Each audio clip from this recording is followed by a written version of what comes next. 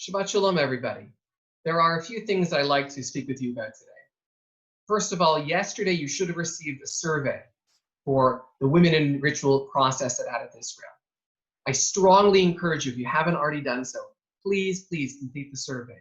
Your answers will help set the course of ritual in Adat Israel for the years to come. That's the first thing. Check your email, complete the survey. Secondly, you might notice I'm a little bit scruffy on the cheeks. Well, yesterday began the 3 weeks of semi-mourning that lead up to Tisha B'Av. Yesterday was the 17th day of Tammuz, which marks the breaching of the walls of Jerusalem, leading ultimately to the destruction of the Second Temple. And in 3 weeks from now, as we commemorate Tisha B'Av, we commemorate the destruction of both temples, as well as other tragedies in Jewish history.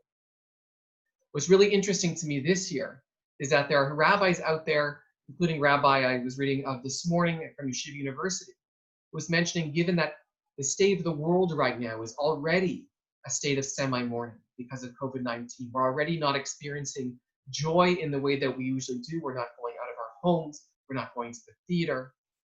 And because of our sense of loss, because of the loss of lives that we've had, that the usual restrictions of the 3 weeks, or those who might otherwise be in mourning, might not actually have to come into full play this year. That there may be leniencies now. And just an interesting example of how the context of the world can actually affect Jewish practices which have been in place really since the time of the Bible itself. And finally, I know that many of you have your concerns, your questions, want to know what's happening about the high holidays this year.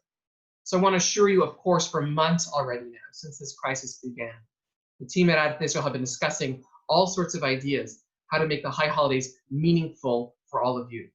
So first of all, I think it's important to understand that it won't just be those 3 days, but a whole series of events and teachings and opportunities leading up to high holidays to help make your high holiday experience purposeful and meaningful in the year 2020, despite everything.